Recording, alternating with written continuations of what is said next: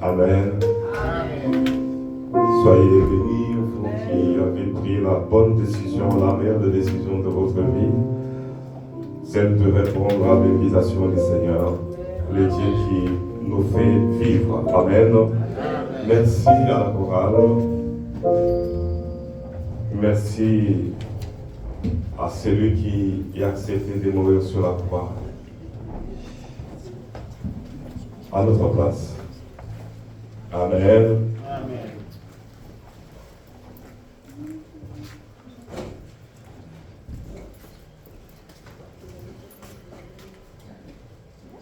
Amen. Amen. Nous allons essayer de résumer le thème que nous avons commencé il y a quelques jours. Je vous invite d'aller avec moi dans... Il y aura beaucoup de versets, mais on ne va pas lire. La première lecture, nous allons la faire dans le livre de 1 Thessaloniciens, chapitre 5.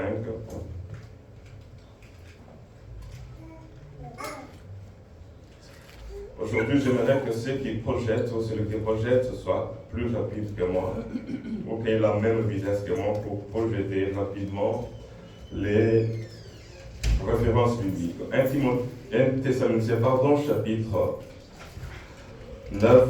Car Dieu ne nous a pas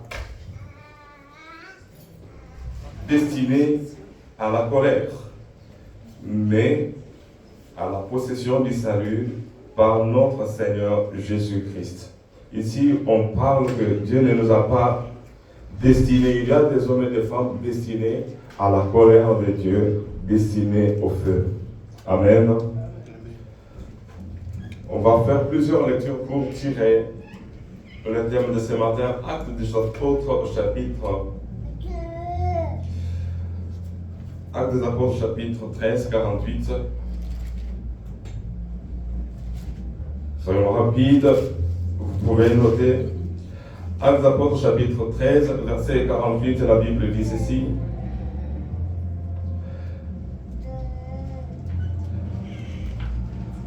Les païens se réjouissaient en entendant cela, ils glorifiaient la parole du Seigneur et tous ceux qui étaient destinés à la vie éternelle crurent. On parle encore ici de ceux qui étaient destinés à la vie éternelle. S'il y a des hommes et des femmes destinés à la vie éternelle, il y a aussi ceux qui sont destinés au feu, destinés à l'enfer. Comment le Dieu d'amour peut-il destiner les autres à la vie éternelle et les autres au feu? Nous allons parler,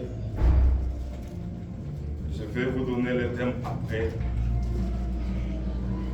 mais avant, lisons encore.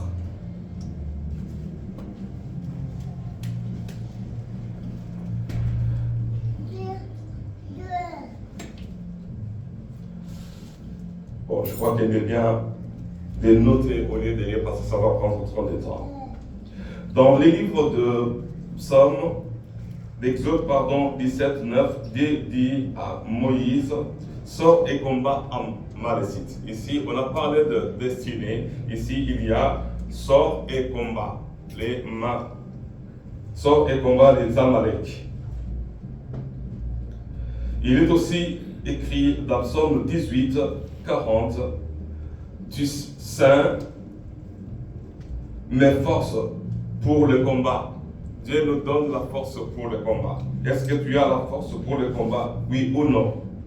Vous pouvez noter que je vais aller vite parce que c'est une étude où j'aimerais résumer l'essentiel parce que beaucoup n'étaient pas là. Dans 1 Timothée 6, 12, Paul nous dit ceci. Il disait à Timothée, mais cette même parole est pour toi et pour moi aussi. Et il dit ceci à Timothée, et il dit aussi ceci à toi et à moi. Qu'est-ce qu'il dit? Combat les bons combats de la foi. Il y a plusieurs combats. Il y a des combats pour les choses du monde, mais les bons combats de la foi.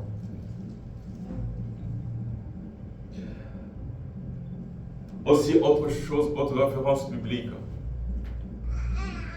J'allais dire pourquoi beaucoup de références bibliques aujourd'hui, c'est pour une meilleure compréhension et pour aider ceux qui n'étaient pas là à comprendre l'essentiel de cette étude biblique pour prédication. 1 Corinthiens 9, verset 25, il est écrit: ceux qui combattent s'imposent des abstinences. Les combats nous obligent à nous abstenir de beaucoup de choses. On ne peut pas combattre et faire n'importe quoi. Ceux qui combattent s'imposent une discipline. Amen. Il y a encore écrit, 2 Corinthiens 10, 3. Notez et vous comprendrez. 2 Corinthiens 10, 3. Nous ne combattons pas selon la chair. Il y a beaucoup de personnes qui combattent selon la chair. Et ceux qui combattent selon la chair, par exemple, les boxeurs combattent la chair contre la chair, mais ceux qui combattent par l'esprit, ceux qui sont combattus par les esprits, ce combat-là n'est pas un combat de la chair contre l'esprit. Pour combattre les esprits, c'était notre combat. Le terme de ce matin est résumé en ceci: les combats contre les ennemis de ta destinée, les ennemis de ma destinée. Tu es destiné à quelque chose, tu es destiné à faire de grandes choses, mais il y a un combat qui t'empêche, par exemple, d'atteindre, c'est à quoi tu es appelé. Dieu nous a appelés pour aller au ciel. Dieu nous a appelés à faire des exploits. Et c'est ce qu'il avait dit à l'homme: domine et règne. Au lieu de dominer et de régner, on est dominé et les autres règnent sur toi et règnent sur nous. Voilà pourquoi Dieu va parler par la bouche du prophète Ésaïe en disant: Seigneur, d'autres maîtres que toi ont dominé sur nous.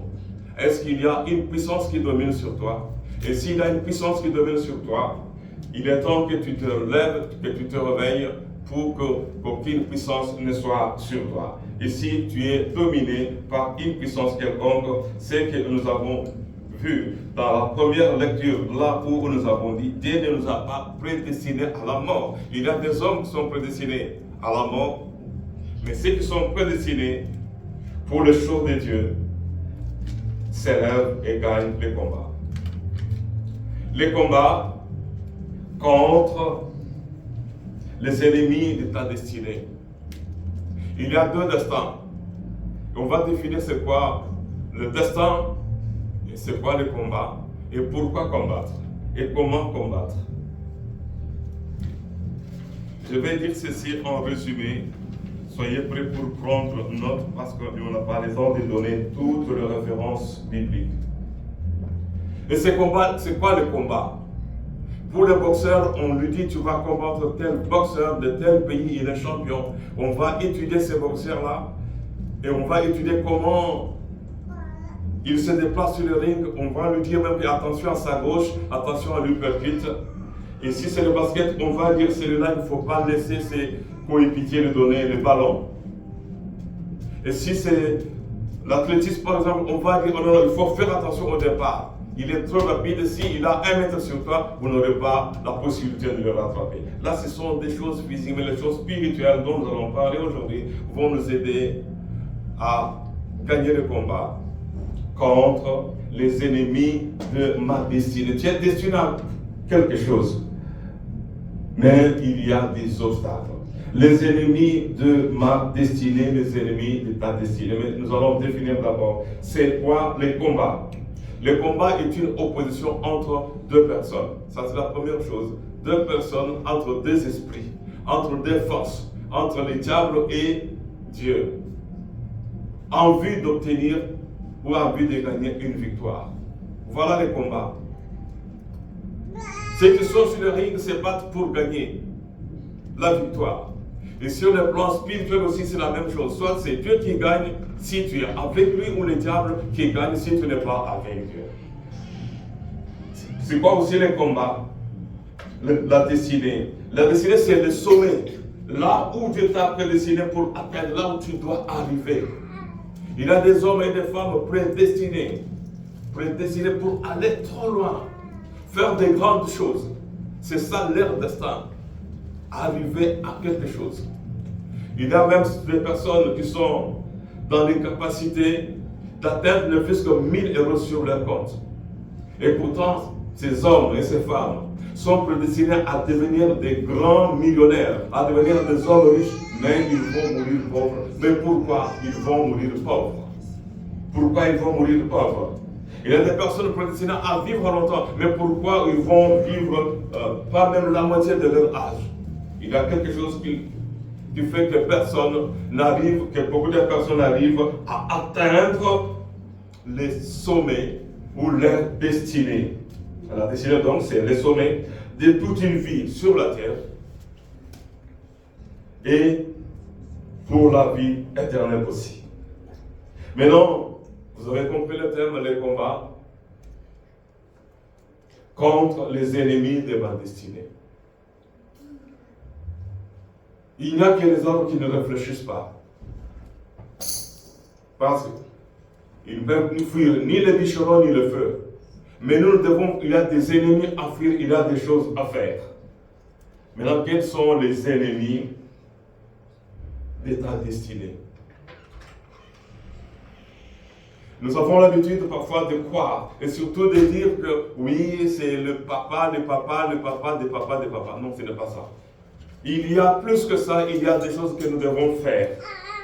C'est vrai, ces choses nous suivent. Je ne sais pas si vous sentez une odeur bizarre. Il y a quelque chose qui brûle. Ok, ça va. Il fallait vérifier parce que c'est vite fait.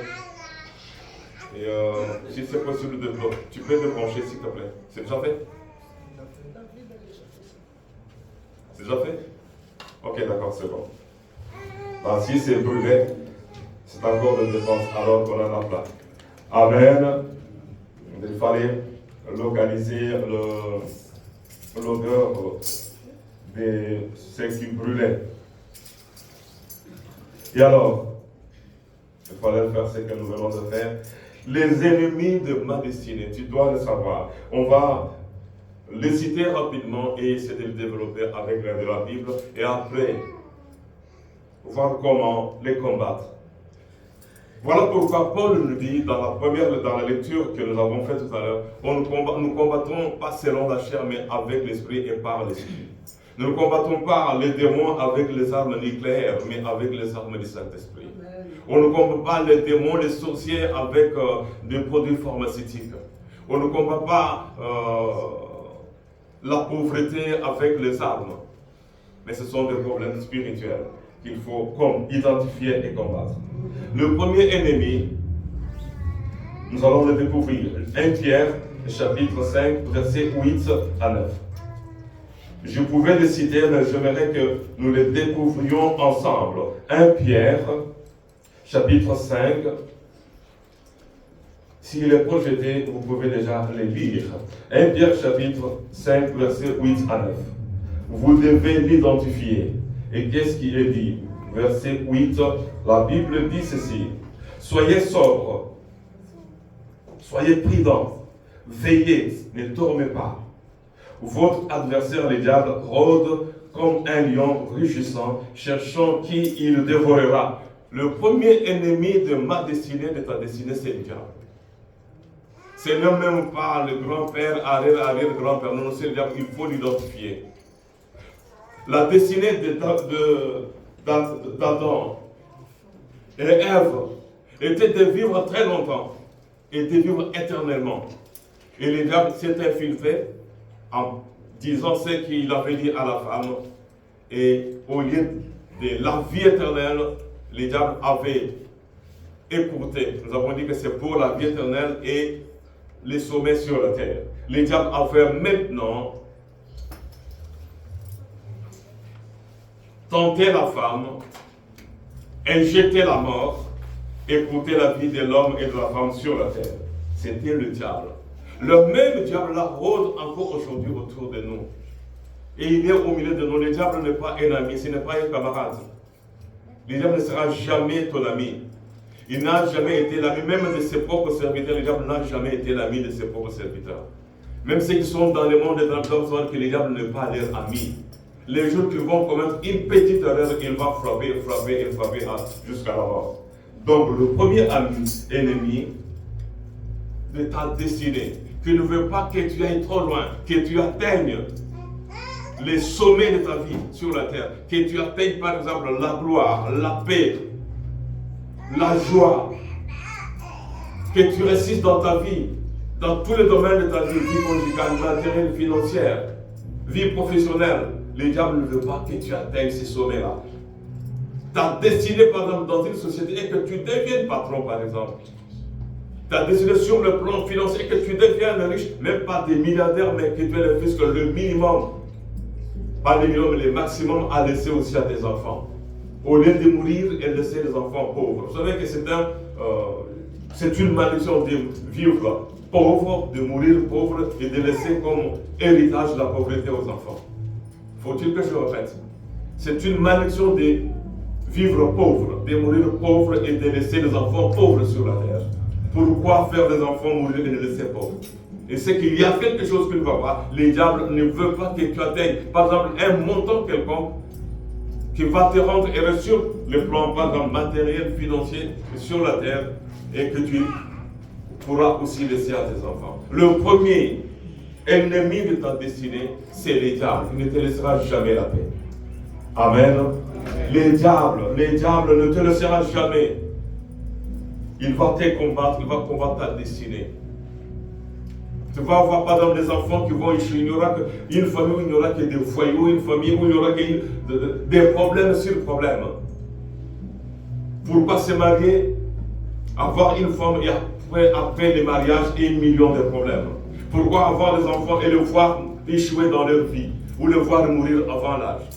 Le diable est le premier ennemi de notre destinée. Amen.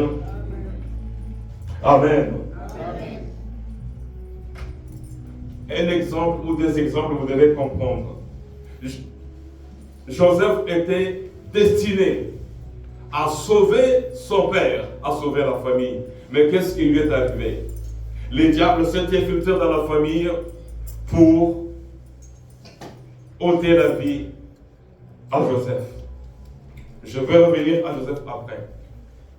Il était destiné à régner. Il était destiné à devenir roi, à régner dans un pays étranger selon la parole de Dieu. Mais qu'est-ce qui était arrivé? Qu'est-ce qui était arrivé à Joseph?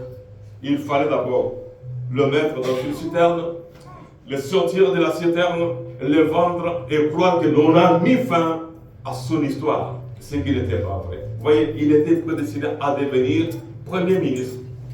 Mais sa famille voulait le tuer. On va aller doucement. Il y a aussi David qui était prédestiné à devenir roi. Mais dans sa propre famille, on avait fait de lui un berger, le gardien de moutons et de vaches. Au moment où les autres étaient à la maison, mangeant, buvant très bien, menant la vie tranquille des enfants d'un homme riche du nom d'Isaïe, et lui, il était sous la chaleur avec les moutons, menacé par les lions. On pouvait le tuer, il n'y avait ni papa, ni maman, ni grand frère. Il était là, lui seul. Sa destinée était de devenir roi. À quoi tu es destiné? Les combats contre les ennemis de ta destinée.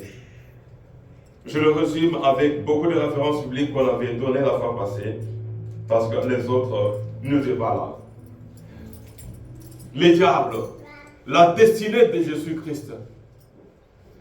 Jésus était destiné à sauver le monde. Il était destiné à guérir les malades, à délivrer les captifs. Mais qu'est-ce que le diable voulait faire? Il voulait mettre fin au destin ou au destin ou à la destinée de Jésus-Christ. Voilà pourquoi il va le tenter dans Matthieu 4. Tu dois savoir que c'est lui qui avait tenté Jésus-Christ, qui voulait barrer le chemin à Jésus-Christ, va barrer ton chemin. Que tu le veuilles ou pas. Une petite distraction va nous coûter trop cher. Je dis bien, une petite distraction peut nous coûter trop cher, alors plus que cher. C'est lui qui avait tenté Jésus-Christ. N'est pas ton ami.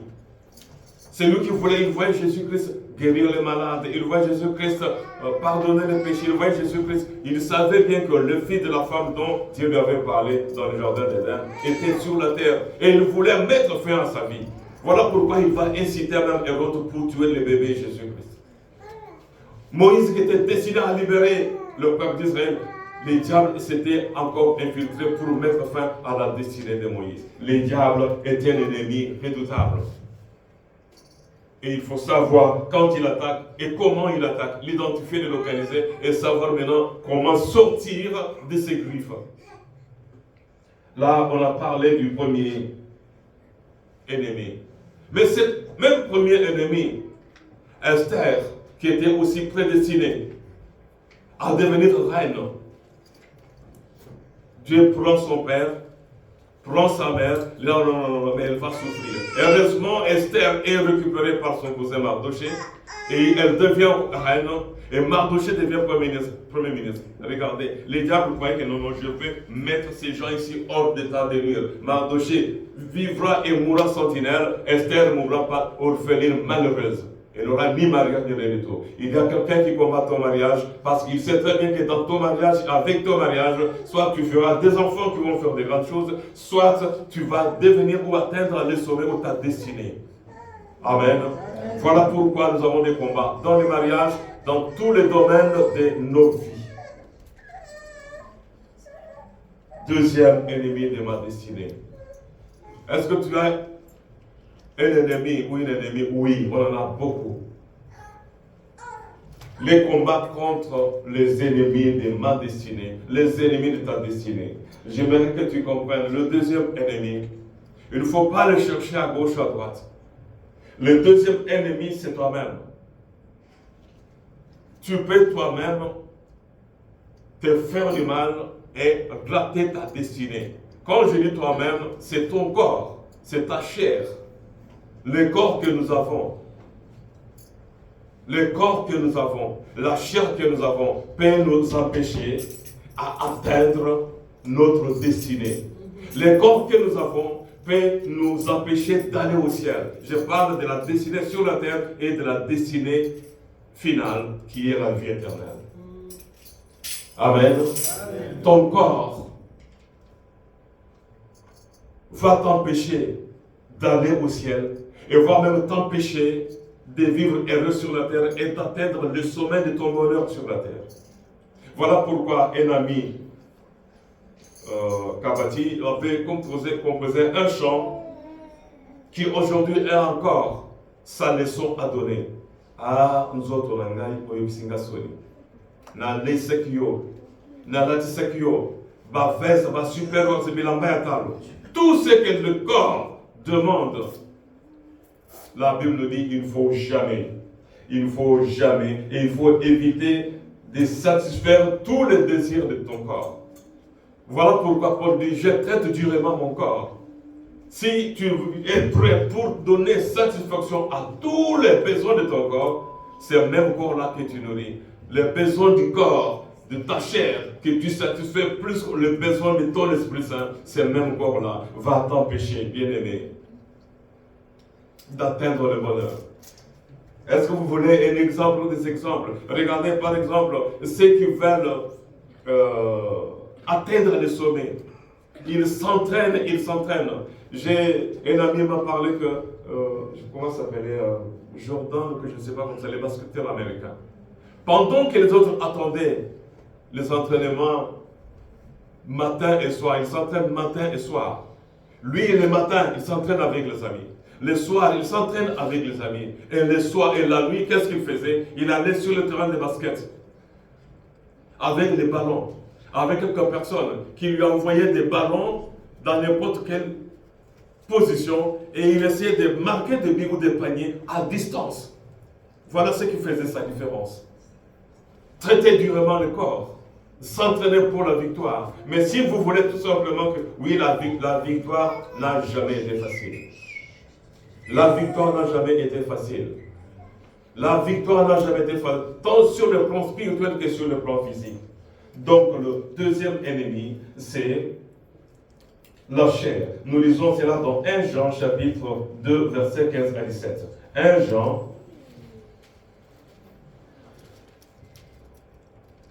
Jean chapitre 2, verset 15, il est écrit ceci. Tu as un corps. Regardez par exemple, pour gagner une médaille et battre les records, qu'est-ce que les athlètes font? il traite durement les corps pour atteindre les sommets. On ne peut pas décorer un fainéant.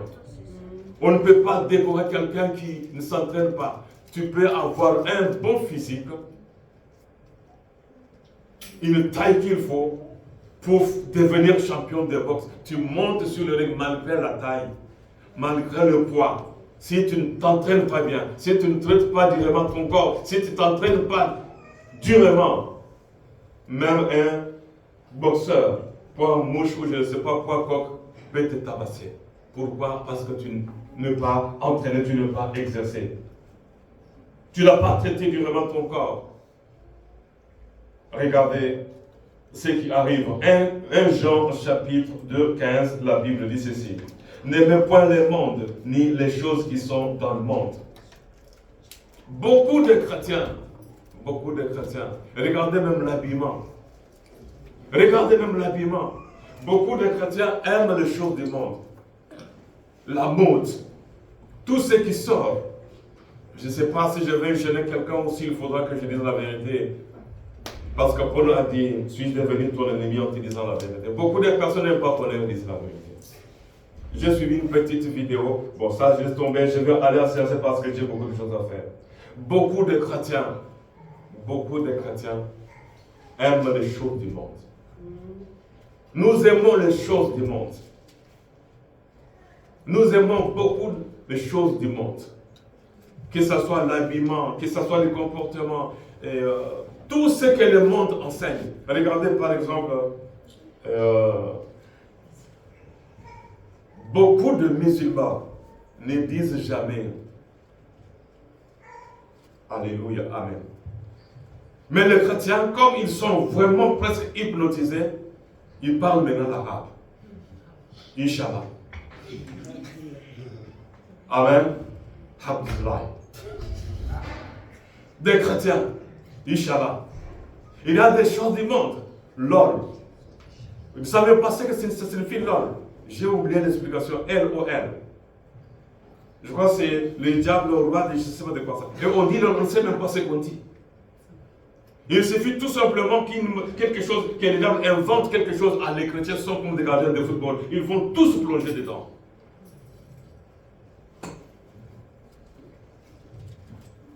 Regardez la signification de LOL. On peut le dire c'est en anglais. Ou je ne sais pas, vous ne savez pas ce que ça signifie. Et en anglais, c'est l'abréviation de ces trois mots-là, ces trois lettres-là, disent quoi? Satan, je ne sais pas quoi, quelque chose comme ça. Et on dit LOL. Amen.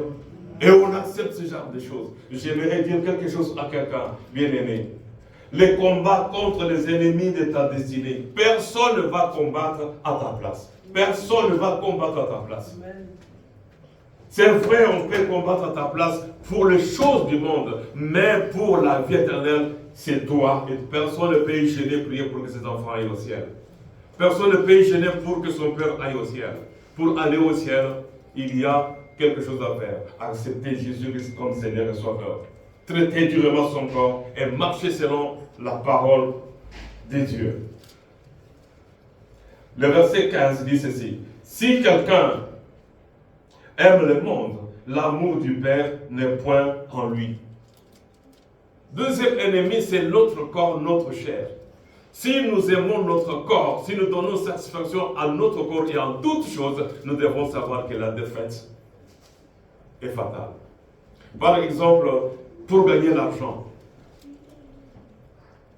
ce n'est pas facile de travailler.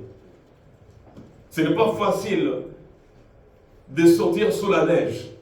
Il fait -2, il fait -3. Les patrons t'attendent et tu sors pour aller travailler. Tu dois traiter durement le corps. Mais le corps va te dire quoi? Il fait frais, dors, prends la couverture. Tu vas te couvrir jusqu'au... Pas même les cheveux, tout est couvert.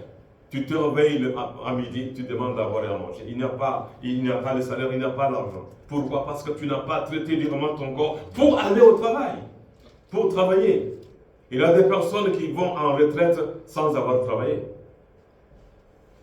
Qui atteignent l'âge de la retraite sans avoir travaillé. Parce qu'ils traitent vraiment avec, je ne sais pas, avec légèreté leur corps.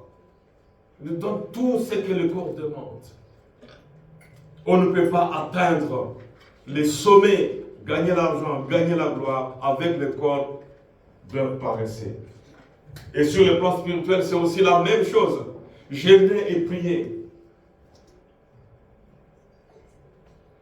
C'est une impossibilité. Aller à l'église, le corps va vous dire quoi? Non, reste à la maison. Tu peux même suivre une prédication à la télévision. Mais ton mariage, tu ne suivras pas à la télévision, tu vas maintenant aller à l'église. Dieu regarde très bien. Tu restes à la maison pour suivre les prédications. À la télévision, c'est une très bonne chose. Sur les réseaux sociaux, c'est une très bonne chose. C'est une façon de se dire, si je vais à l'église, est-ce que tu envoies même l'offrande quand tu suis là? Donc tu prives Dieu, tu prives à Dieu ton adoration, tu prives à Dieu ton offrande, tu prives à Dieu les actions de grâce. Et tu crois que tu es chrétien. Le salut va échapper entre tes mains. Amen. Amen. Amen. Verset 17, il est écrit, car tout ce qui est dans le monde, la convoitise de la chair, la convoitise des yeux et l'orgueil de la vie, ne vient point du Père, mais vient du monde.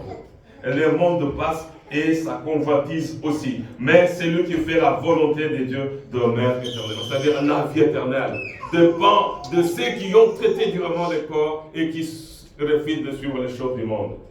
Je crois que je peux peut-être m'arrêter là pour... nous lisons encore 1 Corinthiens 9. 1 Corinthiens 9, verset 7. Comme il n'y a pas beaucoup de versets dans cette référence biblique. 1 Corinthiens.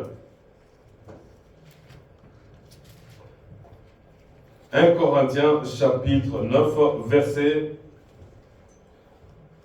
25, 27. Tous ceux qui combattent s'imposent toute espèce d'abstinence, c'est-à-dire traiter durement le corps.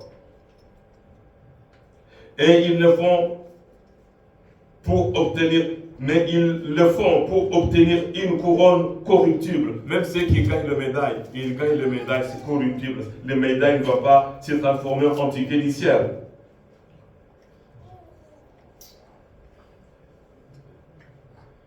Mais nous, un instant, tous ceux qui combattent s'imposent toute espèce d'abstinence, c'est-à-dire se priver de quelque chose. Soit la nourriture, faire quelque chose pour traiter directement le corps. Et ils le font pour obtenir une couronne corruptible. Mais nous, faisons-le pour une couronne incorruptible. La couronne incorruptible, ce n'est pas le président je sais pas, Jeux olympiques ou je sais pas, de FIFA qui va le donner. La couronne incorruptible, c'est Dieu lui-même qui va le donner. Pour être décoré par Dieu, Dieu regarde ce que tu fais de ton corps. Et si on est là pour satisfaire toutes les besoins du corps, on les donne à n'importe qui, on les vend pour avoir l'argent, on va acheter l'argent pour salir le corps, on va acheter le péché. Quand on achète le péché, vous voyez ce que je veux dire? Et quand on vend le corps, c'est pour gagner l'argent. Et celui qui vend son corps pour avoir l'argent. Et l'autre va acheter l'argent, va acheter le péché. C'est toujours le corps. Les combats contre les ennemis de ta destinée. Tu es destiné à faire de grandes choses. Il y a quelque chose qui me passe par l'esprit. Anne était une femme destinée à avoir un enfant distingué. Mais le diable voulait bloquer la naissance de sa mère. Voilà pourquoi Anne comprend. Si l'enfant venait de mon mari, j'aurais déjà eu peut-être beaucoup d'enfants. Mais je vais maintenant chercher l'enfant au pied de Dieu. Le diable avait bloqué. Il ne voulait pas la naissance. Il était déjà contre la naissance de sa mère. Parce que Dieu avait besoin Anne avait besoin d'un enfant et Dieu avait besoin d'un serviteur. Église, vous êtes là? Amen. Il y avait deux personnes qui étaient dans le besoin. Dieu avait besoin d'un vrai prophète. Anne avait besoin d'un enfant. Mais Anne était bloquée. Et pour débloquer la situation, Anne devrait traiter directement son corps. Faire une très longue distance à pied. Aller maintenant au pied de Dieu. Rester longtemps dans la prière. Et l'homme de Dieu qui était là, un prophète, un sacrificateur qui voyait des choses que le monde ne voyait pas, était même lui aussi dans la confusion. Au lieu que Dieu lui dise que cette femme l'a pris pour avoir un enfant extraordinaire. Cette femme-là, en son sein, il y a un serviteur que j'attendais. Au lieu que Dieu ne lui dise. Et cet homme va même presque insulter, je n'ai pas insulté, presque insulter la femme en disant, quand est-ce que tu vas sortir de ton ivrognerie? Non, je ne suis pas ivre. Parce qu'il avait une personne en son sein qui allait naître, traiter durement son corps. On ne gagne pas les combats spirituels avec un ventre bien rempli. On ne gagne pas les combats physiques sans discipline. Là, c'était le deuxième ennemi de ta destinée. Je vais sauter le troisième, selon l'ordre de mes notes. Je vais aller maintenant au troisième. Le troisième, c'est les autres. Les autres. Les autres. Les hommes que tu vois là, les femmes que tu vois, les amis que tu vois au travail, peuvent combattre ta destinée. Je reviens à Joseph. Les autres, ça peut être le membre de ta propre famille. Et c'est grave et c'est difficile. Et c'est impossible de comprendre. Marie, la maman de Jésus-Christ, s'il vous plaît. Lui à qui l'ange avait parlé. Cette femme va prendre les enfants, les petits frères de Jésus-Christ. Marie va perdre la foi. Si vous ne savez pas, Marie avait perdu la foi. Marie, la maman de Jésus, avait perdu la foi. Il va dire aux petits frères de Jésus, allons-y. Votre grand frère est hors de sens. Quand on dit hors de sens, c'est-à-dire qu'il est malade mental. Voilà pourquoi Jésus, dans sa vie, va désobéir. On lui dit que maman et tes frères sont dehors. Jésus savait très bien que si je sors, mes petits frères vont me prendre par force et m'amener à la maison. Marie voulait mettre fin à la destinée de Jésus-Christ de continuer la mission salvatrice. Église, Amen. Amen. Amen. Amen. Maintenant, je crois que c'est Marc chapitre 3.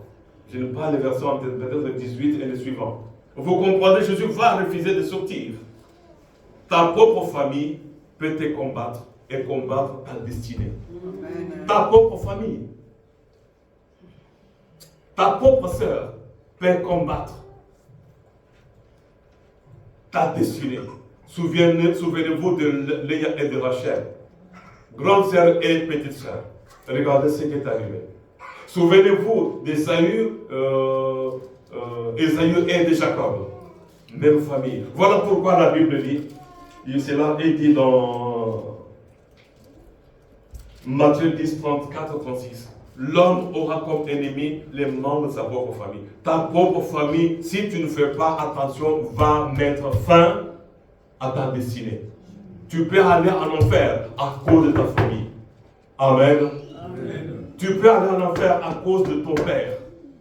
Ton fils peut s'élever pour te combattre.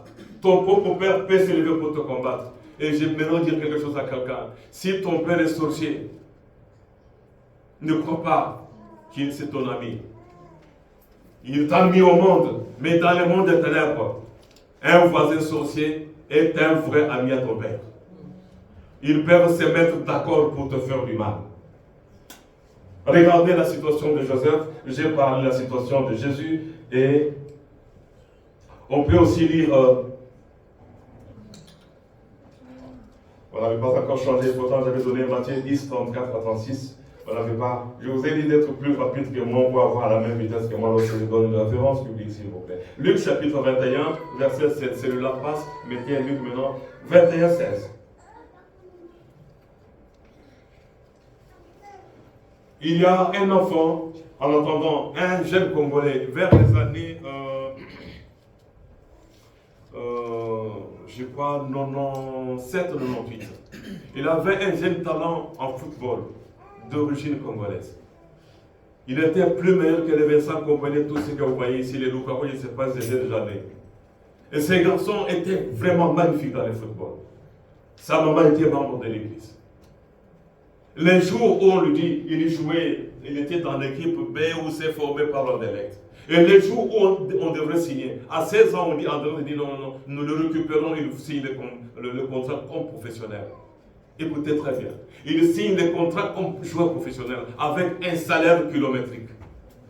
Mais les amis lui disent, nous allons fêter cela. Les amis, si tu as un mauvais ami, les mauvais amis peuvent mettre fin à ta destinée. Peut te donner un conseil pourri, tu vas pourrir ta vie. Les garçons, le jour, au demain, il va signer le matin, on dit c'est le grand matin. À 9h, tu dois être déjà au bureau au stade. Et qu'est-ce que les garçons font? Les amis lui disent, on va fêter. Ils boivent et ils vont un peu côté du champ. Ils fument et pour la première fois, ils dorment. Et il se réveille vers midi. Et on l'attendait là-bas. Et il arrive très ivre. On regarde ses yeux, on dit non, c'est fini. Et c'est fini, tu es ivre. Et c'est fini. Je ne donne pas son nom. On doit garder les secrets des gens et surtout leur nom. Et aujourd'hui, depuis ce jour-là, il est devenu ivrogne, il est devenu comme ça. Pasteur Corneille, tu m'as connu, regarde comment je suis devenu. Les amis, moi, je viens de l'heure. Sa maman et son papa. Maman qui attendait, je ne sais pas, la maman était, je crois, presque déjà au stade. Et le monsieur ne venait pas. Amen. Amen. Amen. Amen.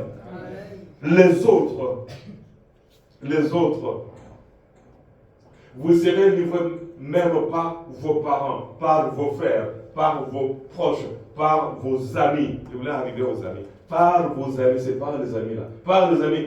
Et ils feront mourir plusieurs d'entre vous. Tu vas mourir spirituellement à cause des mauvais amis. Les mauvais amis vont tuer ta destinée. Amen. Amen. Je ne sais pas si je vais terminer ce que j'ai préparé. Je voulais résumer essentiellement en disant trop vite. Et ta destinée, tu peux aller à l'enfer à cause d'une mauvaise femme. À cause d'un mauvais mari. Tu vas aller en enfer. Appelé à régner le roi Achab va épouser une femme sorcière, Jézabel. À cause d'une mauvaise femme, l'homme le plus sage de l'humanité, Salomon, va devenir, il bâtit une maison à l'Éternel et il autorise même à ses femmes de bâtir leurs hôtels dans la maison de l'Éternel. Il autorise même ses femmes à aller bâtir les hôtels pour invoquer les diables à côté de la maison de Dieu. L'homme le plus sage. Ne sois pas plus sage que Salomon. Ne sois pas plus sage que le Saint-Esprit. Une mauvaise femme, un mauvais mari va t'amener à l'enfer et tu n'atteindras même pas le sommet de ta gloire.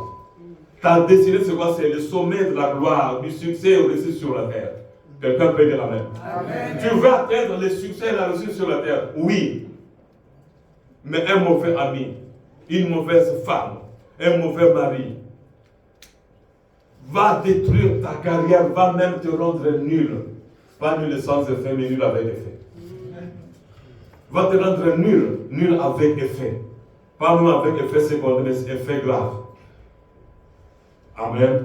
Amen. Les autres, il faut faire attention. Les autres peuvent t'empêcher à atteindre ta destinée. Mais les autres aussi peuvent t'aider à atteindre ta destinée. Amen. Amen. Les autres peuvent t'aider à atteindre ta destinée. Mardoché était l'autre par rapport à Esther. C'est Mardoché qui a aidé Esther à atteindre les sommets de sa vie sur la terre et les sommets de sa gloire. Amen. Une nièce qui craint Dieu peut t'aider plus que ta mère sorcière. Un voisin qui craint Dieu peut t'aider, te donner un vrai conseil pour que tu atteignes les sommets. Un vrai ami peut t'aider à atteindre les sommets de ta gloire sur la terre. Un vrai ami peut t'aider à trouver du travail alors que ton père, ta mère, frère, sœur t'empêche même de trouver du travail. Regardez parmi nous. Nous, je ne dis pas d'où nous venons, quel est notre pays. Oh, vous savez bien qu'on engage quelque part. Un vrai ami va te dire, viens, on engage chez nous. Amen. Et l'autre qui sait que tu es chômeur, avec ton diplôme, ne va même pas te laisser aller. Amen. Alléluia. Moi, j'ai des amis, quand je le prends, je dis, ah, pasteur, non, on te connaît déjà quelque chose. Je dis, pourquoi? Non, nous, on te pris à côté de Fatih. Qui vous a dit que j'ai mérité d'être à côté de Fatih? Oh non. Tu vois, tu as beaucoup parlé dans ces pays, tu méritais d'être à côté de Fatih. Mais c'est une vérité. Mais lorsque lui-même me dit, Corneille, viens, j'arrive, je trouve les amis qui sont à côté de lui qui me barrent le chemin. Amen. C'est qui était avec nous ici. Quand je m'approche de lui, il barre le chemin. Amen. S'il pouvait peut-être suivre des recours, j'avais invité Corneille. Et on lui a barré le chemin par ceux qui sont à côté de moi. Amen. Les amis peuvent empêcher ton élévation. Les amis peuvent t'amener en enfer. Les combats contre les amis de ta destinée. Personne ne combattra à ta place. Mais tu dois identifier tes ennemis. Tu dois identifier les ennemis de ta destinée. Tu es destiné à faire de grandes choses. Tu n'es pas né pour... les autres vont dire... D'abord, si tu regardes bien, celui qui te combat aujourd'hui était ton vrai ami hier. Je ne sais pas, faut-il que je parle en anglais? Malheureusement, je ne sais pas parler en anglais. Vous voulez que je parle en flamand? Malheureusement pas. Celui qui te combat aujourd'hui était ton meilleur ami hier. On l'engage dans sa société. Tu as le même diplôme que lui. Il aime être entouré de Allahu Akbar. Allahu Akbar. Mais il ne veut même pas qu'il y ait un autre Congolais là-bas. Regardez là où les Arabes ici aiment leur prochain que nous. La cible c'est eux. Derrière c'est eux. Mais nous, regardez, je ne sais pas si vous avez déjà vu un Congolais. Si on engage un Congolais, même s'il est chef du personnel.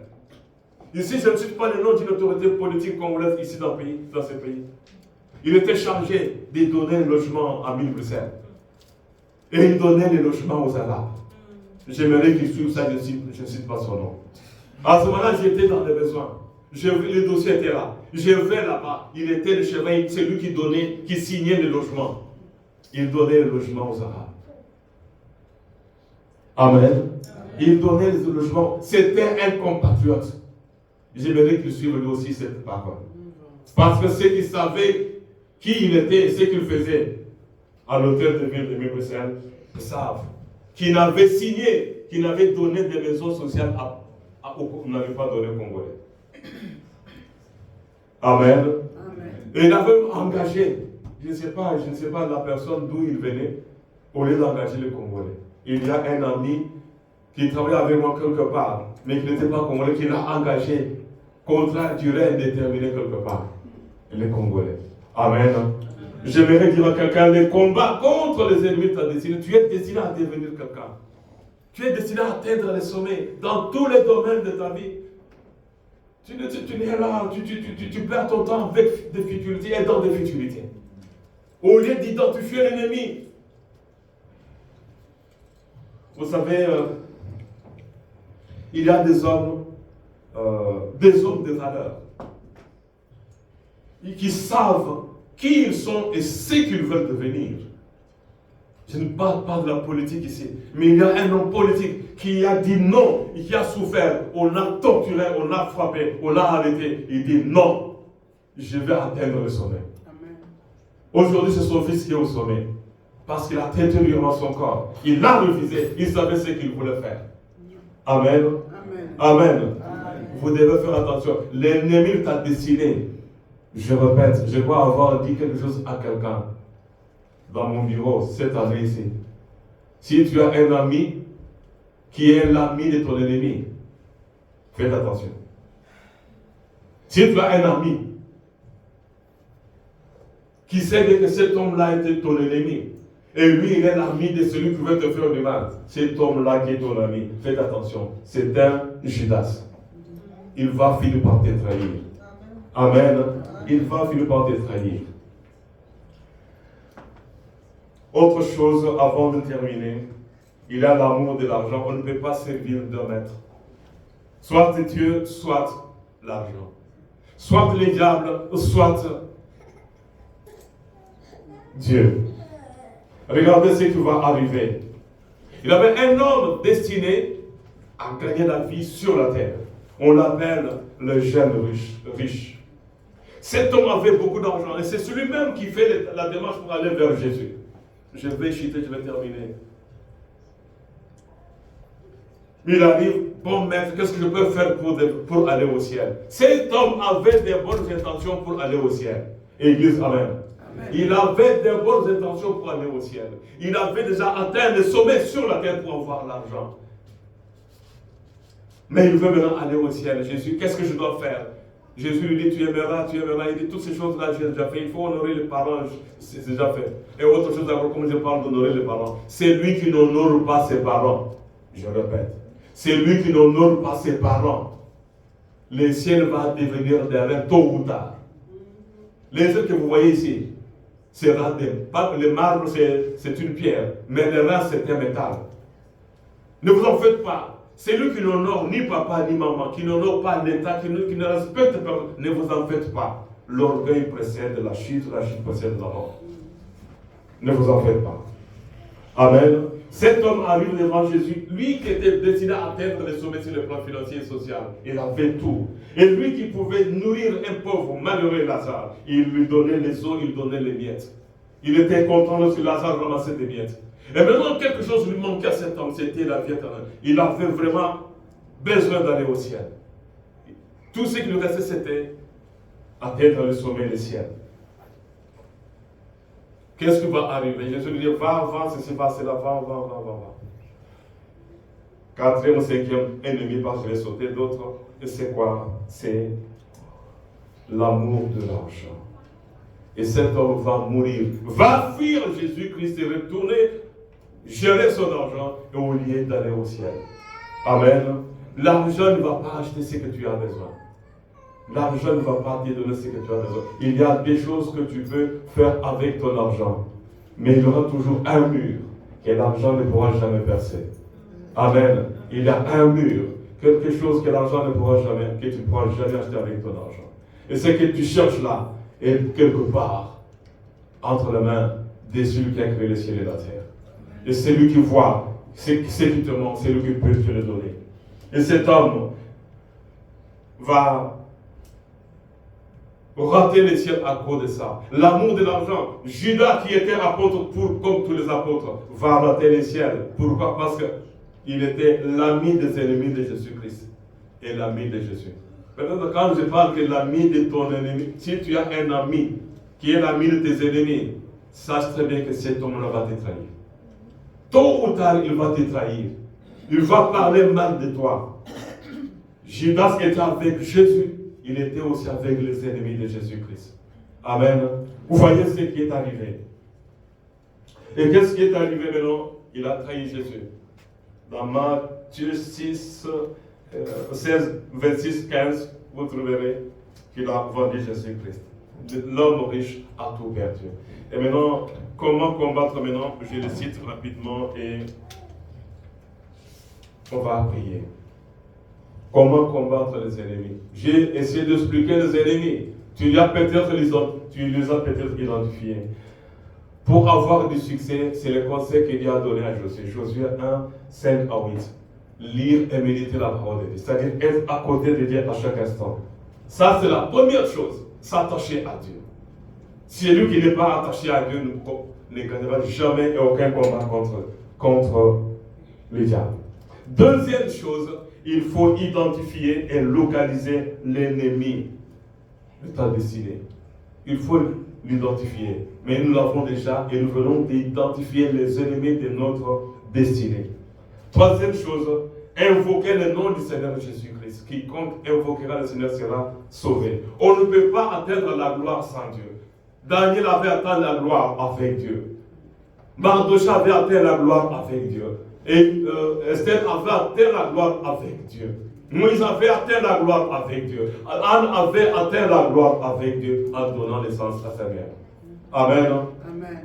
Comment combattre les ennemis de notre destinée? C'est protéger dans le sang de Jésus-Christ. Sans le sang de Jésus-Christ, on est vaincu. Nous avons de maisons, toutes nos maisons sont fermées, les chambres sont fermées. Mais nous devons savoir une seule chose, bien aimé. Nous devons savoir une seule chose. Le diable n'a pas besoin de ta clé pour entrer dans ta vie. Il n'a pas besoin d'aller pour entrer dans ta vie. Il entre, il va prendre tout ce qu'il a besoin. Pourquoi s'il ne trouve pas la maison couverte et gardée par le sang de Jésus-Christ, toi tu es perdu. Regardez le sang des moutons en Égypte avait donné la vie. Mais si le sang de Jésus, si nous sommes couverts, même l'argent que tu as en si petite quantité, j'ai béni Dieu. Hier j'avais un, c'est pas même hier, j'ai eu depuis 1 ou 2 mois quelques problèmes à résoudre par-ci par-là, par-ci par-là, par-ci par-là, et qui m'embêtaient. Mais la nuit, avant de dormir, oh j'aime Dieu. Amen. Amen. Avant de dormir, Dieu me donne une référence biblique, la réponse à mes questions. J'ai dit, oh le bobo s'arrêter. Je ne réveille pas ma femme. Il m'a donné la référence biblique avec exactitude. Amen. Amen. Avec exactitude. Je sais maintenant que peu importe ce qui va arriver, je sais que Dieu me connaît et qu'il m'aime. Tout ce que Dieu élève, tout ce que vous voyez, les enfants qui progressent, ils ne progressent pas parce que soit les autres c'est l'héritage des bénédictions, des prières, des bonnes œuvres de leur maman, de leur papa, soit c'est leur façon de vivre avec le sérieux de leur vie avec Dieu. Leurs relations personnelles avec Dieu vont vous permettre d'atteindre la gloire et aller au ciel. Amen. Comment combattre les ennemis de notre destin? Nous allons prier, bien-aimés.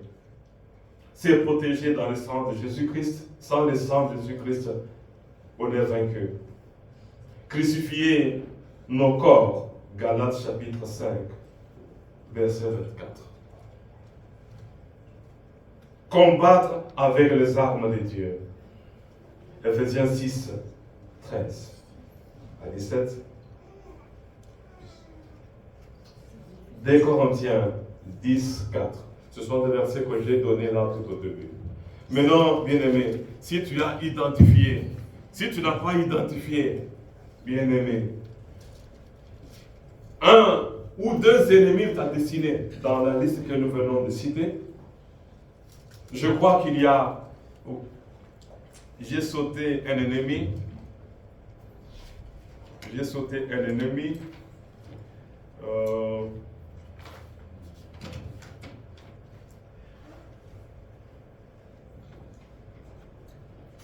non, j'ai parlé de cet ennemi-là avec un survolant, c'était le monde. Mais ici, je n'ai pas le temps de donner toutes les références bibliques. Vous pouvez noter le monde,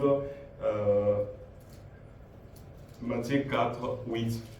L'État va te proposer le monde pour que tu gagnes le monde. Mais Jésus te dit que servira-t-il à un homme de gagner le monde et s'il perd de son âme. Amen. Amen. Ok. Est-ce que tu as identifié les ennemis de ta destinée? Est-ce que tu as identifié là où tu es bloqué et pourquoi tu es bloqué? Est-ce que tu as compris maintenant qu'il y a des choses que seul Dieu peut donner? Il y a des choses que seul Dieu peut donner. Des choses que l'argent ne peut pas acheter. Que le monde ne nous trompe pas, bien-aimés. Nous allons prier.